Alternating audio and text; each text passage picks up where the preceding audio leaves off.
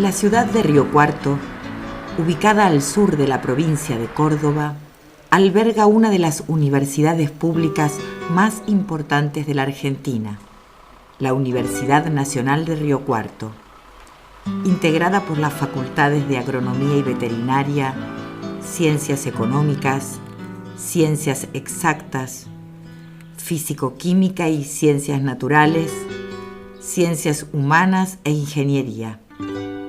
Ocupa un campus de 116 hectáreas, a las que se suman 1.445 hectáreas de campos de experimentación y actividades culturales. Trabajan y estudian allí 1.800 docentes, 20.000 alumnos y 530 personas de apoyo administrativo y técnico.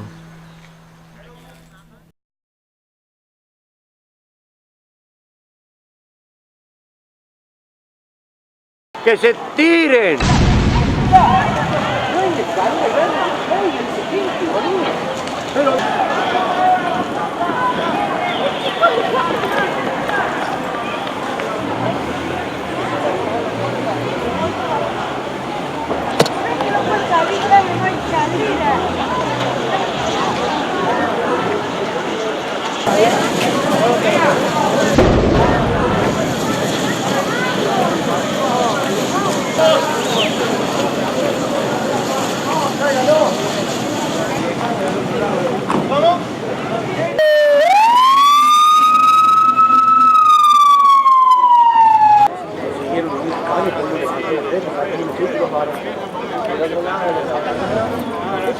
Por favor, mantenerse del otro lado de la calle.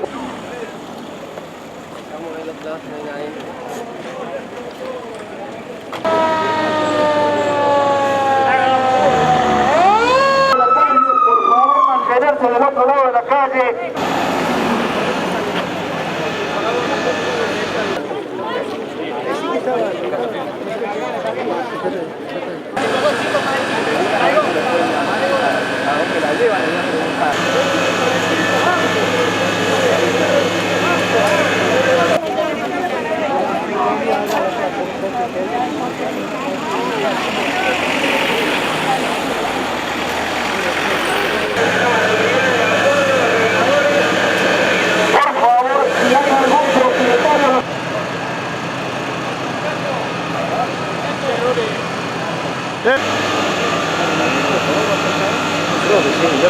En definitiva, lo que ocurrió fue que había una experiencia que estaba organizada por un grupo de trabajo que depende de la Facultad de Ingeniería, el grupo GIRPO, que hacía una experiencia con la línea de investigación que ellos tienen, que es la extracción de aceite con solvente, en este caso del hexano. Y lo que estaban haciendo es una experimentación para optimizar el proceso de extracción del aceite. En particular, en ese momento, lo que se sabe es que hubo un derrame, posiblemente porque se rompió una de las válvulas y se produce el derrame, y por las características de este combustible se produce el desplazamiento hacia un sector donde había, en principio, ya creo que estaba demostrado, un autoclave encendido, que fue la que produce la ignición del combustible y se propaga en la dirección de donde había producido el derrame.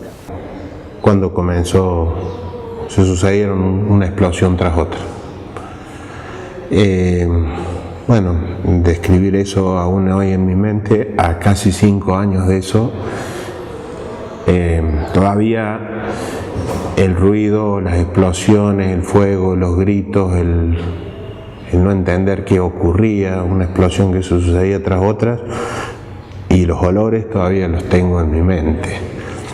Así que, bueno, a raíz de esa explosión hubo quemaduras diversas de varios compañeros, entre ellos mi esposa. Lo que hay es una planta piloto que a lo sumo puede hacer ensayos, laboratorio y piloto, y no de la magnitud que se estaba pretendiendo con la cantidad de hexano que se puso en juego en estas experiencias. Lo que está mostrado es que había alrededor de 13 tambores de 200 litros, lo cual significa una cantidad de este elemento que excedía las posibilidades de ser manejado, tratado e inclusive almacenado en la planta piloto. Yo los acompañé en la ambulancia, a la mayoría de ellos, viajé con ellos en la ambulancia. El camino fue largo, eterno, rápido. Por momentos las cosas uno trataba de explicarse qué pasaba. Yo vivía cerca de acá en la universidad, un par de hijas estaban acá en mi casa y no entendía lo que pasaba porque veían humo, escuchaban explosiones, el teléfono que sonaba. Otras dos estaban en el colegio.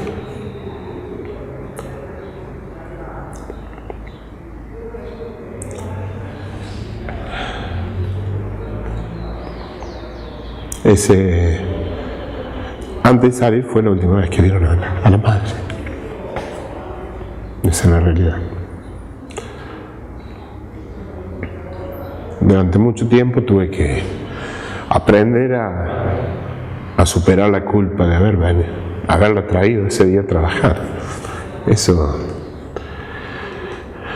bueno, por otra parte uno aprende que lo que le toca es tratar de luchar por lo que queda. Y hemos mantenido una posición firme y convencidos de que esto no queremos que ocurra más. No queremos que se vuelva el orden de la vida, que madres tengan que enterrar a sus hijos en su lugar de trabajo, que los hijos no vean más a sus padres que fueron a trabajar a un lugar. Creo que esa fue la convicción, la fuerza, lo que uno trata de juntar y aún hoy se mantiene vivo, ¿no? Esa partida de hexano tuvo su origen en la aceitera General Dehesa. Y el transporte desde Buenos Aires, entiendo, hasta General Dehesa se hizo por un tipo de transporte que en principio estaba autorizado para transportar ese combustible, pero después el transporte desde AGD hasta la universidad en principio se hizo solamente por un transporte común que no tenía las medidas de seguridad que se requiere para este tipo de casos. Mis marcas todavía están en la ventana porque yo salté por la ventana. Cuando yo abrí la ambulancia no le conocía a Liliana tenía ojos claros, los ojos eran color agua, del calor, del fuego, no le conocí. Lo raro, lo difícil es que en un ambiente tan lógico, tan académico, no generemos los argumentos suficientes para que esto no ocurra.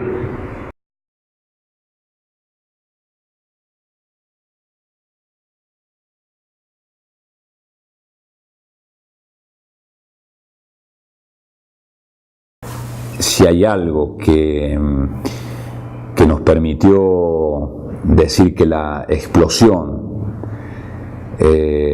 transformó este escenario educativo, es que nos permitió cobrar un estado de conciencia que no existía, que es que antes que la producción de conocimientos estaba la vida. O sea, sin vida no hay conocimiento.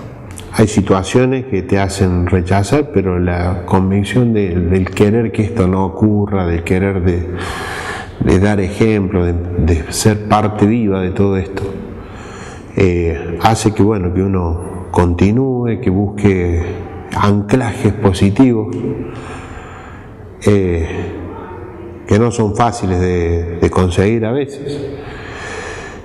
Y que no se transforme en una fobia, en lo que uno pueda tratar de que haya modificaciones y cambios para el mejor, o al menos que nos demos cuenta de aquellas cosas que a veces las dejamos pasar, un poco porque no sabemos, otro poco porque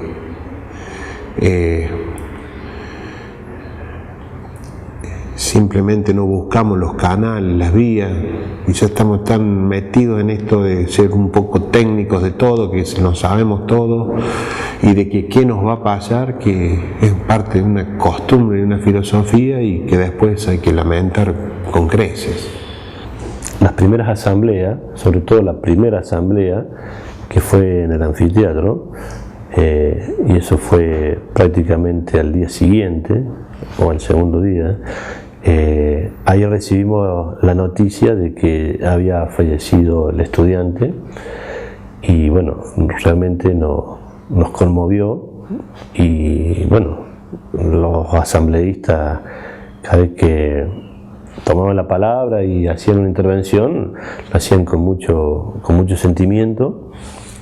Algunos compañeros del propio Juan haciendo, bueno, recordándolo y valorizando su gesto en el propio momento, porque algunos ya lo sabían y otros nos quedó claro después que él tuvo la posibilidad de salir y volvió a entrar intentando hacer alguna maniobra, tratando de minimizar el impacto de lo que era el fuego, las posibilidades de mayores explosiones. Con el continuar de las asambleas, porque hubo varias, hubo una que hicimos en el centro de la plaza, 2 o 3 en la puerta de la universidad, de alguna manera teníamos la sensación de que la gente se iba consustanciando cada vez más, y con lo que nos había pasado había mucho dolor en muchos de los compañeros que intervenían, había también necesidad de explicación y de contar lo que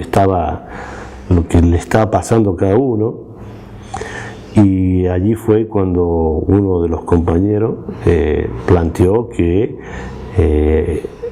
bueno, había estado recibiendo algunas llamadas telefónicas de gente que, bueno, que tratándole de indicar, marcar o amenazar de que no dijera las cosas que estaba diciendo en las asambleas, porque de alguna manera ya se vislumbraba 2 miradas o 2 posicionamientos distintos acerca de lo que estaba pasando.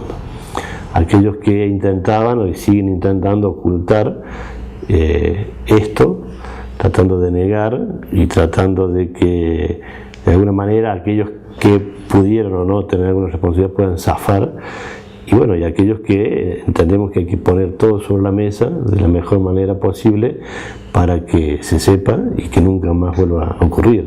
Que ningún estudiante, que ningún no docente, que ningún docente, que ningún contratado sea presionado o sancionado por formar parte de nosotros. Receptamos la necesidad de reunirnos. Ya ustedes piensen que se produce la explosión en planta piloto y la institución no convoca a un lugar para poder compartir, para poder encontrarnos. La institucionalidad desaparece. Entonces lo que emerge es el sindicato como lugar de contención, pero rápidamente se produce un proceso de asamblea interclaustro, ¿no? Eso es una novedad importante, y la asamblea fue pasando por distintas etapas, ¿no? Una etapa que tenía que ver con la posibilidad de poner en la palabra lo que estaba procesándose en lo más doloroso del corazón, ¿está bien? Pero que no llegaba a expresarse a través de la palabra. Había que ponerle palabra al dolor. O sea, ese es el primer papel que cumple la asamblea. Es un papel de reparación y que solamente se puede hacer desde lo colectivo. El discurso institucional hegemónico que aparece a los días siguientes de esta gran asamblea es el discurso de la normalización. la necesidad de abrir la universidad. La universidad es un lugar seguro, la puesta en sospecha del discurso de la Asamblea. La Asamblea en realidad lo que está haciendo es poner en duda la racionalidad de esta institución educativa. Esta institución educativa en realidad es una institución de altísima racionalidad, y lo que ocurrió fue un accidente que se equipararía a un hecho natural. O sea, así como llueve, ocurre un accidente en el trabajo, ¿no? Esta naturalización de la muerte en el trabajo. También se da cuenta que no es común que los sindicatos puedan participar. Los argumentos que nosotros sosteníamos, más allá de tratar de mostrar algunos precedentes, estaba fundado en la necesidad de que como sindicato debamos velar por el bienestar, sobre todo colectivo, de los trabajadores. Y aquí lo que se había puesto en juego no solo fueron el riesgo de salud, sino la vida de los propios compañeros que estaban o que asistían a la universidad, y que nosotros como sindicato podríamos aportar desde nuestra mirada, tal vez testimonio, tal vez peritaje o lo que entendiéramos que era correcto, para poder contribuir a esclarecer y determinar si hubo o no hubo, de quién eran las responsabilidades que se pudieron establecer, sobre todo pensando que si las cosas se hubiesen hecho de otra manera, esto se podría haber evitado. La investigación que estaba haciendo este grupo, el GIDPO, era en principio un acuerdo que luego se iba a firmar en convenio, y que de hecho había un convenio que tenía solo la firma de un representante de la fundación, que era un acuerdo de mejorar este proceso de extracción de aceite por solvente, y esta empresa era Desmet, una empresa internacional dedicada a este tipo de negocios, que es la venta de llave en mano de plantas para la extracción de aceite por solvente. Y lo que habían acordado con este grupo era, optimizar el proceso. Tiene este perfil, como todas las empresas, más allá de el rubro al que se dediquen, que es la de tratar de maximizar sus ganancias. Y en este caso lo que queda demostrado que en el convenio, el acuerdo, si bien la empresa iba a poner un cierto dinero, era insignificante comparado con las ganancias que iba a lograr si estas experiencias salían de manera positiva, y que iba a poder vender como producto a las empresas dedicadas al tema en el país y en el extranjero. Hay en la universidad, por lo menos la que yo estoy, que me imagino que va a ser la mayoría, hay como una especie de desarrollo, crecimiento de los grupos, fundamentalmente por el propio empeño que le ponen, digamos, y por las vinculaciones que puedan lograr con las autoridades universitarias o con vinculaciones externas. Y no hay básicamente una planificación del desarrollo en función de intereses más comunitarios. Si bien hoy en Río Cuarto no hay ningún instituto específico que dependa del CONICET, sí hay muchos docentes que son investigadores, docentes e investigadores de la Universidad de Río Cuarto, pero tienen su vínculo con el CONICET. En particular, en el grupo del GIDPO, que era el grupo que hacía la experiencia en la explosión de la planta piloto, su referente, el profesor Matea, era docente, investigador, y también era investigador principal del CONICET. Me parece que sí es importante pensar en la organización de la universidad y cómo nosotros, los docentes, trabajadores y los compañeros trabajadores, nos organizamos para funcionar en cualquier trabajo, en particular en la universidad.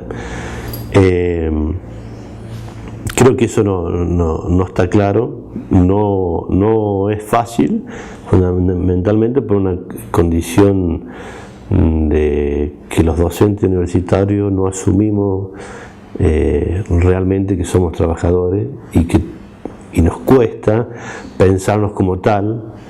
Tenemos más tendencia a pensarnos como intelectuales o pseudointelectuales, donde la tarea no es manual, sino de elaboración intelectual, y que de alguna manera eso no requiere tener una organización mucho más clara y aceitada con el compañero con quien compartimos el trabajo, digamos.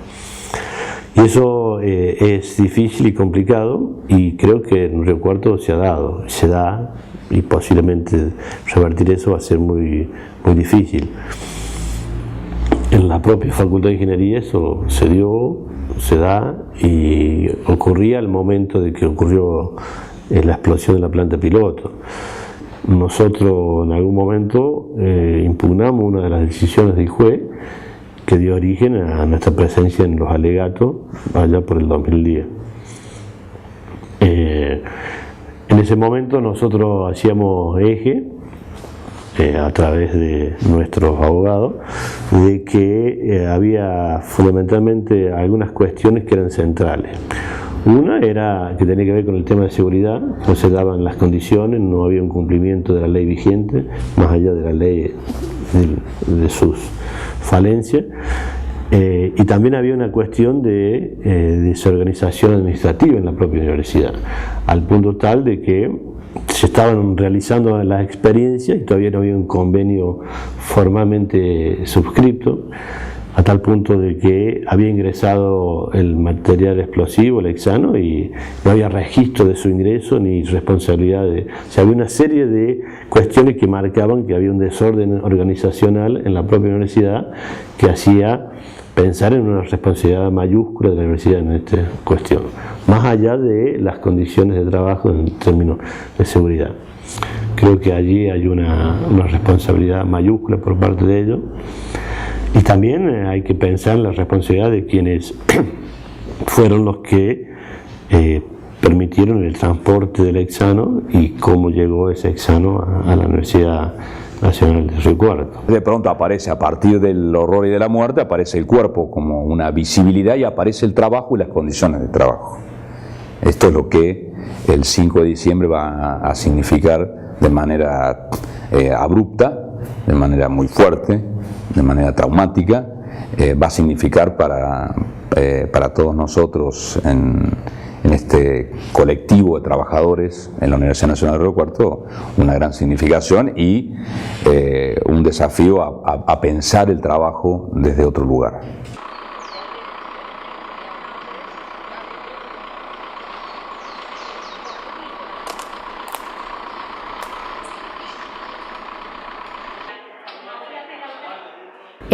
Tomábamos como propia la propuesta de la participación de los trabajadores como sujetos transformadores de su propio lugar, o sea, ellos como partícipes activos de quienes realmente realizan el trabajo, lo reconocen, se reconocen en él y bueno, y son los principales que pueden llegar a proponer las mejoras y los cambios. La Asamblea permitió politizar esta dramática del 5 de diciembre. ¿Politizarla en qué sentido?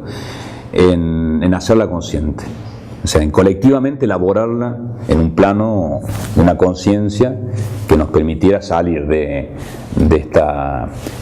este estado como de shock postraumático, que en realidad el postraumático es mucho más largo, todavía sigue estando presente, pero que nos permite salir de ese estado de shock para poder elaborar, para poder poner en palabras lo que nos está ocurriendo.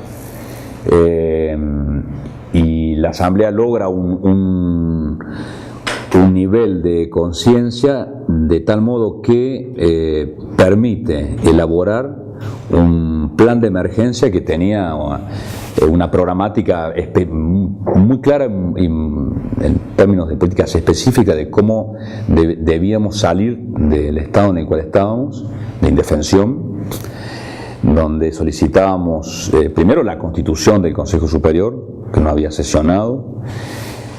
En segundo lugar, la declaración del estado de catástrofe y con todo lo que eso implicaba en términos de disparar las asistencias necesarias, en términos de las asistencias médicas, las contenciones psicológicas, o sea, uno de los elementos más importantes, a partir también de la ayuda. Esto es clave. Nosotros tuvimos la ayuda de equipos de psicólogos de catástrofes vinculados a los sindicatos con experiencias ya en otros lugares del país, que nos permitieron ir poniendo en alerta este estado de vulnerabilidad psíquica en la cual nos encontramos, todo de riesgo psíquico, ¿no? Y esta problemática planteada al Consejo Superior de la Universidad, incorporando también la necesidad de una revisión exhaustiva de las condiciones en las cuales estábamos trabajando. Ya no solamente, o sea, la explosión planta piloto ponía como en sospecha el estado general en el cual estábamos trabajando. Solicitando una inspección a la Superintendencia de Riesgo del Trabajo en conjunto con el sindicato y con las propias autoridades de la universidad, la puesta en marcha de un plan de relevamiento y la necesidad de contar con un plan de higiene y seguridad y una explicitación de ese plan en términos institucionales claros. O sea, no contábamos con un plan de seguridad en la Universidad Nacional de Río Cuarto. También la producción del conocimiento puede ser una producción altamente alienante. Es decir, cuando frente a la necesidad de conocer lo que pongo en riesgo es la vida, entonces en realidad ese conocimiento no produce verdad. Ese conocimiento lo que produce es alienación. De alguna manera ese conocimiento se convierte en un fetiche y que tendría similitudes con el fetichismo de la mercancía, ¿sí? Porque así como en el fetichismo de la mercancía lo que desaparece es el trabajador, aquí también en la producción del conocimiento lo que desaparece es el trabajador que produce conocimiento. O sea, quien produce el conocimiento es el sujeto humano, que además no es un sujeto humano abstracto, participa de un proceso de trabajo que tiene sus lógicas. Diseñando esos mapas, diseñando sus riesgos, diseñando también las mejoras, ¿no? Y imaginándolas en el tiempo. Eso nos parecía fundamental, porque si no, llevar adelante un plan de salud y seguridad que fuera realmente efectivo nos parece imposible. No creemos en eso, no creemos si los participantes del proceso productivo realmente no son ellos los que colaboran en dar toda la información y generan su propia idea y su propia noción de los cambios que quieren realizar en sus espacios de trabajo. No creemos en otra forma. Que ellos sean felices y puedan tener una vida feliz, ¿no? Porque en general hoy el mundo del trabajo es una cosa muy loca, está toda atravesada por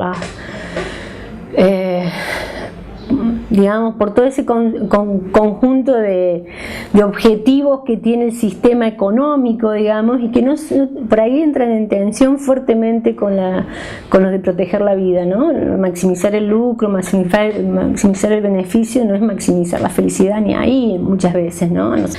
Y después el sentido también que le damos al trabajo, ¿no? Como el único mecanismo en una sociedad que realmente es un verdadero distribuidor de la dignidad humana de los seres, y que nos parece que en eso también tenemos que enseñar a nuestros estudiantes, no permitir que haya trabajo precario, ¿no? De ninguna forma, ni contractual. Creemos que de esa forma se reparte y se distribuye la riqueza, ¿no?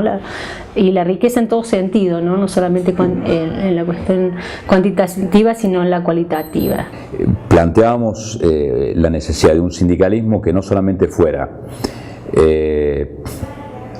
reivindicativo, que está bien que lo fuera, o sea, nosotros dábamos un fuerte debate por el salario,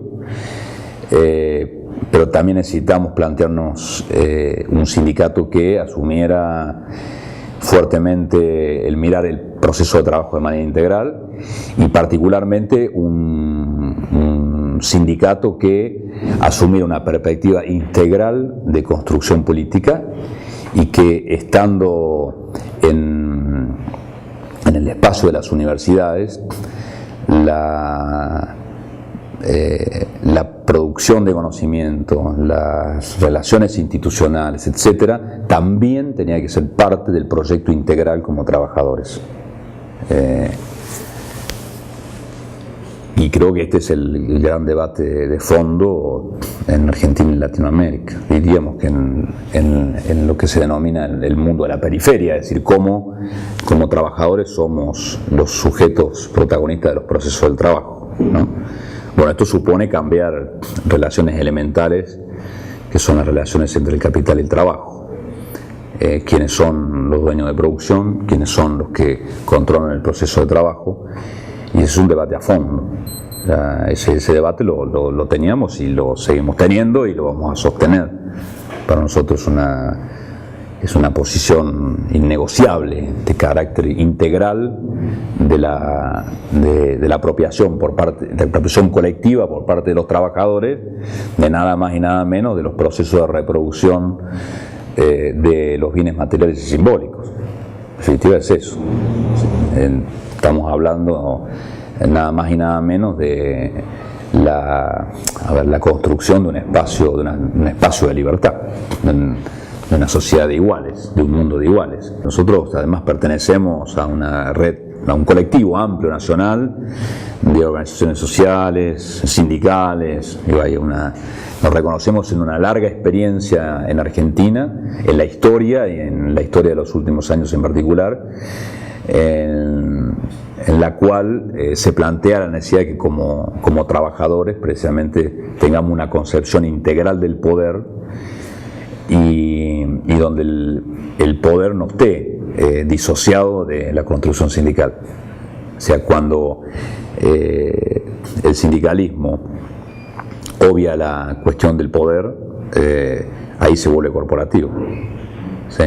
Porque se vuelve un espacio, una estructura, que no es organización, es más una estructura que una organización consciente de la necesidad de construir poder para poder transformar profundamente la realidad.